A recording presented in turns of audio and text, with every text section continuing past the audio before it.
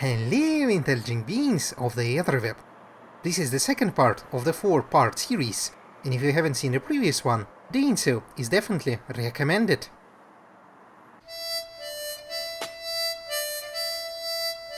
Moscow has an unprecedented size of the propaganda machine. Moscow government owns and operates outlets from newspapers to TV channels spending around $200 million annually, 4 times more than New York City does. And this goes on top of federal propaganda and small things like 2021 calendars that appeared on newspaper stalls, called All Year with the President, or Good Year with the President, Neighboring Butterfly, or Orthodox Christian icon calendars. Each week in the mailbox of mine there is a new print of Yugo-Vostochny Courier, Southeastern Courier newspaper. Each administrative district has their own. Let's look at the recent prints. Sergei Sobyanin, Vladimir Putin, Sergei Sobyanin, Sergei Sobyanin, Vladimir Putin, Sergei Sobyanin, Vladimir Putin, Sergei Sobyanin, Sergei Sobyanin, Sergei Sobyanin, Sergei Sobyanin, Sergei Sobyanin, Sergei Sobyanin, Sergei Sobyanin, Sergei Sobyanin, Sergei Sobyanin, Sergei Sobyanin, Sergei Sobyanin, Sergei Sobyanin, Sergei Sobyanin. It seems there is a pattern there of sorts. The newspaper is filled with praises of everything that the government does in the administrative districts and in general, all in the middle of casual fun things and infomercials. Metro stations have stalls with and people distributing free city-financed Evening Moscow, Вечерняя Москва newspaper. These copy tells of how the novel coronavirus might come from outer space, or how it was created by the United States as a weapon against China. During the pandemic spring, 2 special free copies of Komsomolskaya Pravda newspaper were distributed to each mailbox, and with Vladimir Putin on the cover, and with a genius idea of showing the unity against coronavirus as a group of people holding hands. Of course, these newspapers are likely to be thrown away, or be used similar to how I'm using them as a tablecloth when applying varnish to paintings, but in both cases you still notice the headlines, and what's worse, some people actually do read those newspapers. Moscow's main propaganda outlet is Moskva-24, Moscow 24 TV channel. Not many would have cared about Moscow 24, the same way as not many care about TV Center channel, but no one can escape Moscow 24. No one can escape Moscow 24, because Metro in particular has a ton of Moscow 24 telescreens. Some are located at the news stations, some were added to historical stations. Even older metro trains with cracked paint could have multiple screens installed in each car. Newer Moskva series trains come with the screens by default. Like the newspapers, the screens show casual stuff, infomercials, advertisements. Then there would be a news segment that shall tell all on how horrible some hurricane is in Asia, or how the world is ravaged by the virus, or how British museums are almost bankrupt. But look! There is a cute panda in Moscow Zoo, and Moscow is great. Moscow is the island of stability, the best city in the world. This station screen quotes Sergei Sobyanin on how Moscow recovered 90% from the virus, and on how there won't be a second wave after September 15. Moskva series trains also have smaller screens that run an advertisement segment non-stop on how great Moscow Metro and Moscow Transit system is, not forgetting of course to show Sergei Sobyanin. In Seoul and Gyeonggi-do, commuting on a bus with a screen, I don't think I ever saw any of the governing figures mentioned. Not sure if I ever saw much of Tokyo government praised on the screens in the city. Only commercials, infomercials, Olympics. Yuri Kokoyke won't be looking at you like Sergei Sobyanin from every corner. And that's good. Now, thinking of the ongoing pandemic, theoretically all the propaganda must have helped to make people wear masks and distance by spreading and repeating the message. But the effect is the opposite. People are so used to the propaganda that they ignore it, but they do so selectively. You see, propaganda been speaking of masks for a long time. Masks are an inconvenience for the facial recognition systems, and so masks were banned for public gatherings years ago. Propaganda been telling years and years of uselessness of masks in flu seasons. When the Wuhan pneumonia of coronavirus disease 19 first appeared, propaganda been telling people how the virus is nothing to worry about, how it's just a flu, or even how it affects only people of Chinese ethnicity. The latter was famously retold by the head of Russia Today, Margarita Simonyan.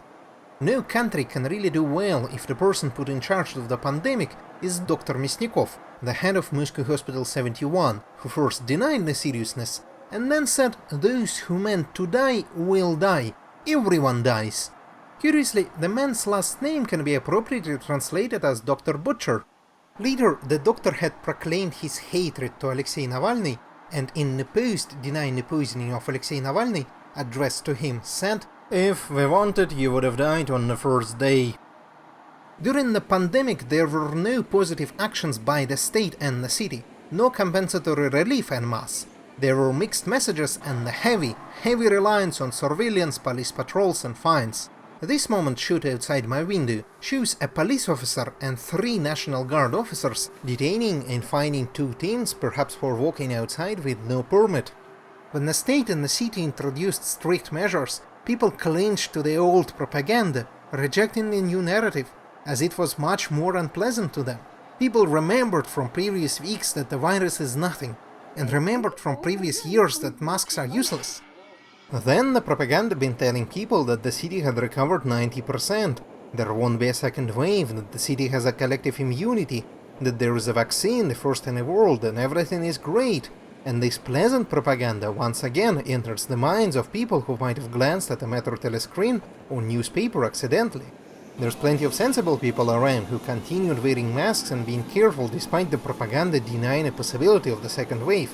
But the message, which is pleasant for the ears and eyes, allowed for carelessness, with bars and restaurants filled with people, and streets and trains having plenty of strangers wearing no masks. But some could be seen wearing a fake virus blockader that was infamously worn by Vladimir Putin's spokesperson Dmitry Peskov. The metro and the city government also does not see it as an issue that there are advertisements for fake medicine that supposedly help with respiratory diseases. They even sell the space on the screens for that kind of medicine. There are also no free masks and no free gloves at metro and train station entrances. You have to buy your own. It would be tolerable in cities where masks were common before, but not quite in Europe. To incentivize people unfamiliar with masks, it is only sensible, for the first half a year at least, to distribute free disposable masks and gloves if the authorities see them as necessary. And yes, Moscow authorities uniquely prescribe people to wear gloves in public spaces, which most people don't do in summer, making it easier for random police patrols to collect fines, and perhaps nudging some people into detesting the good mask requirement.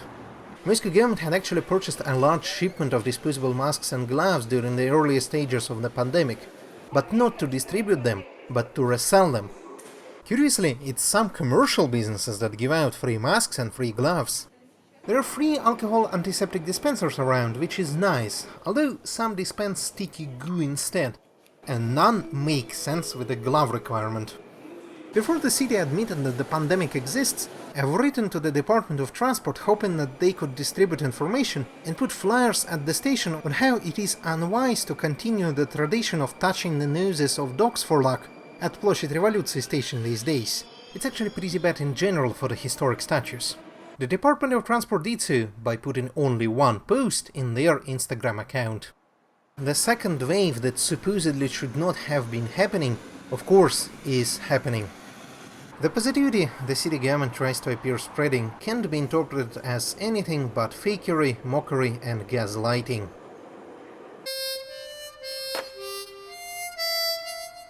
Moscow is not just a city, it is the capital. The capital needs to be secure. Each metro station has police officers patrolling. Everywhere there is police, more police, and the National Guard, more National Guard.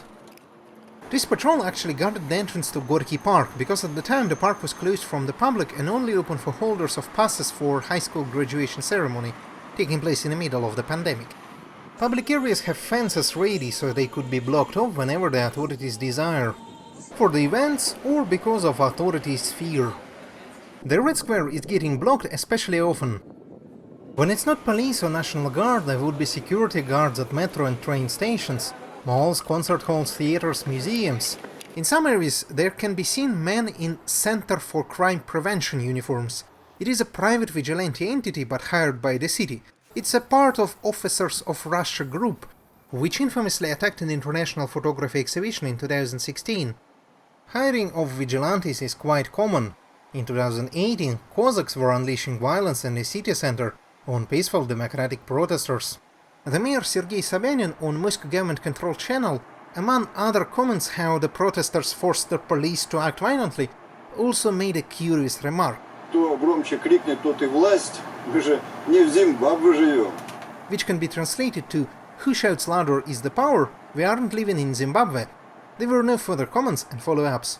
Curiously, the Freedom House puts Zimbabwe into partly free category, while Russia is not free.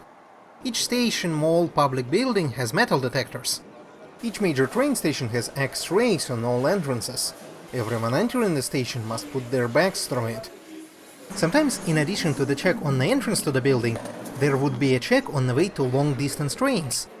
When arriving via a local or long-distance train, there too still would be a check on the entrance to the station building. On the way to any of Moscow airports, there is first a security check at a train station, from where the Aero Express train or ordinary trains leave. Then a security check at the entrance to the airport terminal, and sometimes additional check between the terminals. All before the actual standard global airport security check.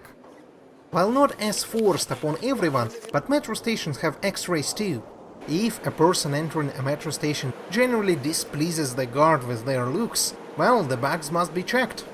If someone denies the X-rays, the police would be summoned, and the denier shall be searched not by the guards, but by the police. At the same time, sometimes through the checks I walked ignoring them. The theater is not very effective.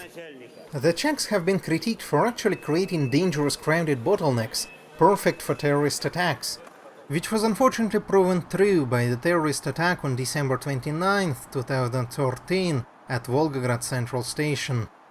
Tokyo had experienced perhaps the most infamous case of chemical terrorist attack on March 20, 1995, but this did not turn Tokyo into a city of permanent terror, unlike Moscow. The only check that I've underwent there recently was on the entrance to the Imperial Palace, on the way to see the imperial family. Back to Moscow. Sometimes the guards would possess the pride of choosing gatekeepers, and might be angry with anyone, say, holding a camera. Cameras, however, the surveillance cameras, are everywhere. They would be near metro and train stations. They would be at train and metro stations, at bus stops, in metro trains, older ones too, in local trains, in trams, in diesel and electric buses, on the poles and walls in the city center and outside the city center, in the parks too, all connected to the facial recognition system. Can't escape those. The face mask won't help. Cameras fail only whenever it is convenient to the authorities. Everyone would be recorded on entering the apartment buildings. Everyone would be recorded on entering and exiting the metro stations. Since the early 2020, Moscow government had been installing cameras on all turnstiles in Moscow Metro, with each turnstile getting a camera facing each passenger to their face on entrance and exit. In mid to late 2020, it's been reported that for a low price of 170 euros, anyone can send someone's photo and get a list of snapshots and the addresses where this person been detected. Don't forget that there are cameras on entrances to residential buildings. Perfect service for abusers and stalkers. Upon connecting to the city's Wi-Fi, all the connections shall be intercepted, logged and de-anonymized, as it is obligatory to enter and validate a mobile phone number, while all the SIM cards must be connected to the internal passport number. Moscow has pretty cheap internet by the global standards, but this is negated by the need to use tunneling to avoid remaining naked, logged and within the country's firewall. Even that won't help when the internet is turned off, like in the city center during 2019 protests.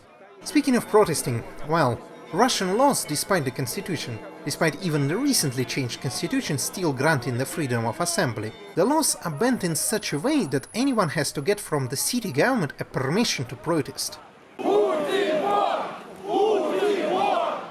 The chant in the background is "Putin is a thief."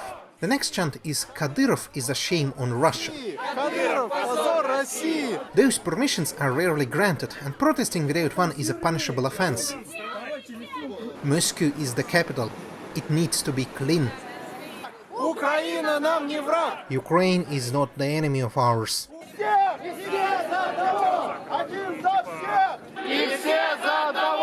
One for all and all for one. Permissions when granted are largely granted to places hidden from passerbys like Academician Sakharov Avenue or Hyde Park in Sokolniki, which is a plot of asphalt in forest-like park far away from the city center. In any case, the pandemic gave an opportunity for the regime to establish a blanket ban on all public forms of expression they don't like. The only form of protest that does not require a permission is a solo picket, but even that is not a given, as I myself was detained and then fined for one. This moment from a police van is from another detention of mine. Moscow has given the name to the Moscow case, in which multiple peaceful protesters were given prison sentences after the summer in 2019. Moscow is where many of the opponents to the regime are prosecuted and trialed before being sent away to prisons. Some of the opponents of the regime, like Ruslan Shvedinov and Artem Ionov, were forcibly sent from Moscow to serve in military in the remotest outposts, despite their health condition not allowing for compulsory military service. There is no law and no justice. A few years ago, before FIFA 2018 Football Cup, Moscow have introduced tourist police. Occasionally, officers with tourist police armbands can be seen detaining protesters. When I once asked, "Aren't you supposed to help people and not beat them up?" the answer was, "We can do both." One of the best panoramas of the city is from the roof of the Central Children's Shop. But standing on the roof, it's easy to notice that part of the panorama is walled off. This is where the overlook is over the building of FSB, Federal Security Service, ex-KGB. The police would stand outside off and even at the stations to check the documents of people who aren't Slavic looking. To the police, all of whom are, of course, potential illegals who can either be deported or be extorted for bribes. These scenes appeared on the paintings of mine a couple of times. This is so common that this scene of racial profiling was filmed accidentally. The country's authorities are even planning to implement strict control measures on all foreigners staying for more than 30 days in a country. Some of those proposed measures are similar to a social credit score of mainland China. In 2019, a police officer was baited with likely an acting illegal immigrant and was receiving a bribe of 2,000 rubles. At the time of recording, 2,000 rubles is roughly 2,700 Japanese yen, 22 euros, 26 US dollars or 20 UK pounds. He was apprehended at that by another police officer. The police officer who got caught opened fire, shot one dead and injured another one. This happened at a nearby metro station, an hour or so before me exiting that station. To buy pancakes.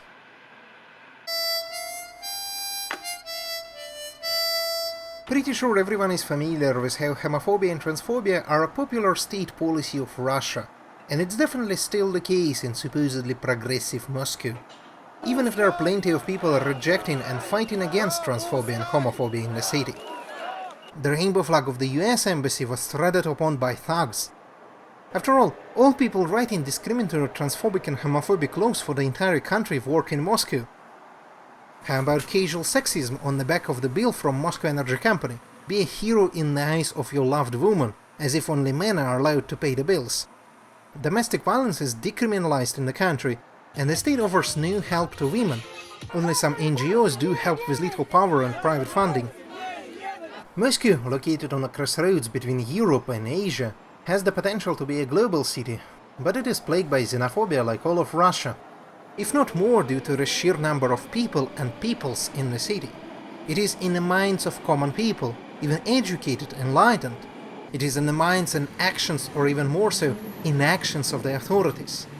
Moscow possibly has the largest Muslim population among cities of Europe outside Istanbul, and most are Russian natives. Many in Moscow complain on the amount of Muslims who during the Islamic holidays crowd the areas around a few mosques. They don't realize that this happens because Moscow is happy to build new Orthodox Christian churches, but mosques will be denied both by the government and the people. When entering Kazansky rail terminal recently, I forgot to turn off my camera and accidentally filmed a security guard commenting on how she got a haircut from Churka, which is a derogatory term used to describe Central Asians. When the pandemic was officially recognized by the government, one of the first moves was by Mosgortrans, Moscow Bus, Tram and previously Trolleybus Authority, to ask all the drivers to call the police on people of Chinese nationality, which in practice means all Asians. No wonder that the random police officers even on camera occasionally sleep too, asking for someone's passport to check if they're ethnically Russian. Whoever is interested in space exploration have probably heard of a rather questionable figure of Dmitry Rogozin, the chief of the Russian space agency, Roscosmos. His escapades are well publicized, but his views and recent past is not so much. Even if perhaps it could explain why Dmitry Rogozin does not want Roscosmos to participate in a Lunar Gateway project, because perhaps he is more interested in building a lunar base from the film Iron Sky. The text in the background here says, "There is nothing worse today than Jewish fascism." Officially approved Jewish Museum in Moscow presents a fairly positive overview on Soviet times, and like in the recent tiny exhibition on Soviet antisemitism that took place at a small gallery in Kitai-Gorod, antisemitism tend to be spoken of as an issue of the past.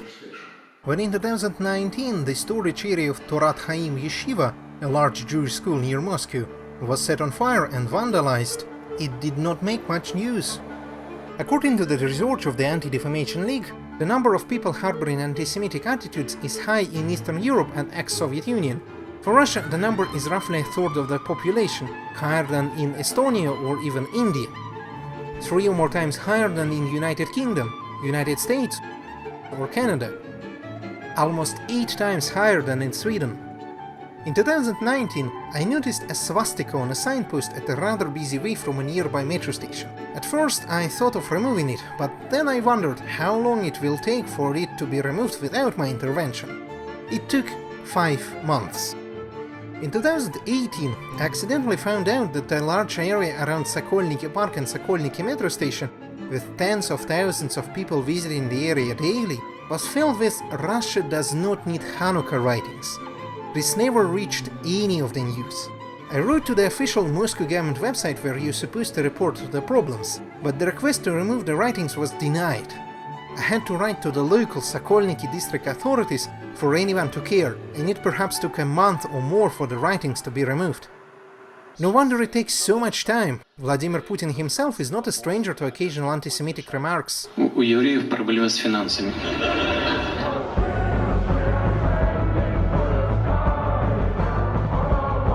This particular site was filmed in July 2020 in between Sortirovochnaya and Aviamotornaya, previously known as Novaya, suburban train stations.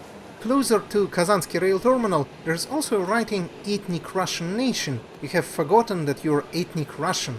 That writing was there for quite a while. Finally, from the line, here's a site from late September 2020, a few hundred meters away from Kazansky rail terminal.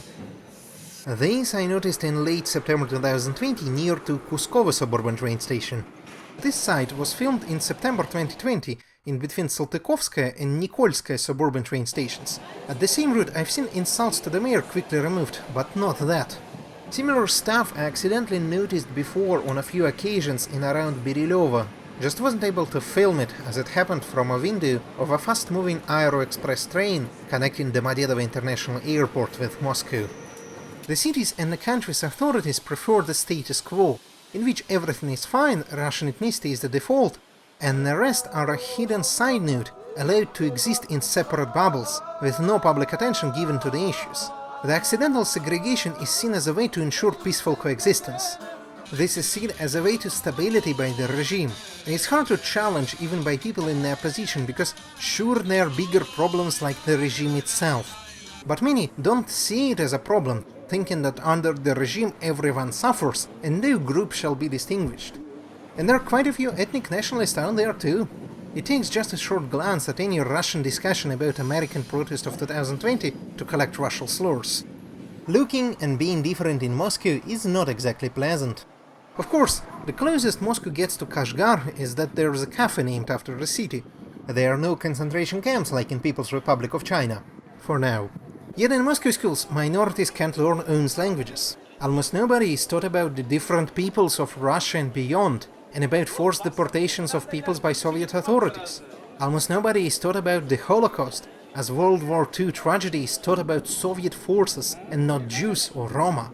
By the way, it's not World War II in Russia, it's the Great Patriotic War of 1941 to 1945. We don't speak of 1939 to 1941. Nobody sure learns of Nazi persecution of Jehovah's Witnesses, as it's been done by the today's Russian authorities as well. Recently, I accidentally came across a stone dedicated to commemorating a green area in memory of 70th anniversary of the Great Victory. It had a very curious remark that can be translated as, "The feat of an ethnic Russian soldier is great, the memory of it is eternal."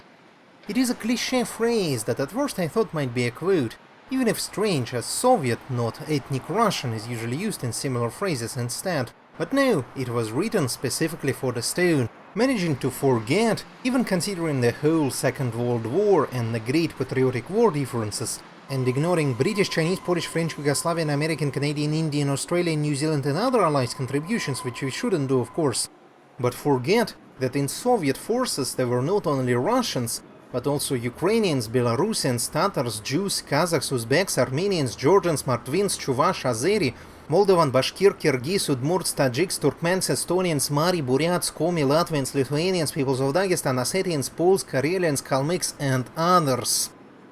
If anyone flees to Moscow or Russia in general, even if from East Turkestan, Syria or North Korea, they might as well be sent back.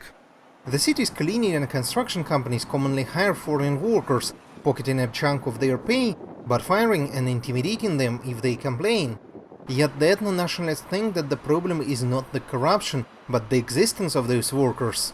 One of the non-elected Moscow local activists, who can only propose but can't do anything, during the pandemic proposed labor camps for migrants. When proposing something that won't be realized, how about proposing to pay compensatory reliefs to all the residents, no matter citizens or not? This was done in Germany, this is done in Seoul and in Gyeonggi-do. This was done in Japan. Of course, that sounds like a fantasy story to Moscow and Russia, where there wasn't even relief for citizens. Once, in Domodedovo International Airport, I stopped to ask for taxi prices or an official taxi stall. It was too much and I went away, but the guy from the stall kept following me, telling that they have Slavic drivers. When I told him the ethnicity does not matter, he said, "Great, I could give you a Tajik cheaper." The walls of Moscow are filled with advertisements for jobs for Slavic people only. This one from autumn 2020 is from Komsomolskaya Square, the square of 3 rail terminals. Work for Slavs in Moscow. Similar design I've seen 3 years before, even the income have not updated. This one is from summer 2020, also from the square of 3 rail terminals. Work for citizens with registration and without. Friendly team, Slavs. Here are some other examples beginning with autumn 2020 and then looking back. Work in Moscow and Moscow Oblast, Slavs only. Here money is paid, only Slavs, Russia and Belarus. Work, only Slavs, Russia and Belarus. Bunk beds in apartments, for Slavs. Many of the landlords would not rent to non-Slavic people. It's not a question of citizenship, as it's easier to write citizen of Russia.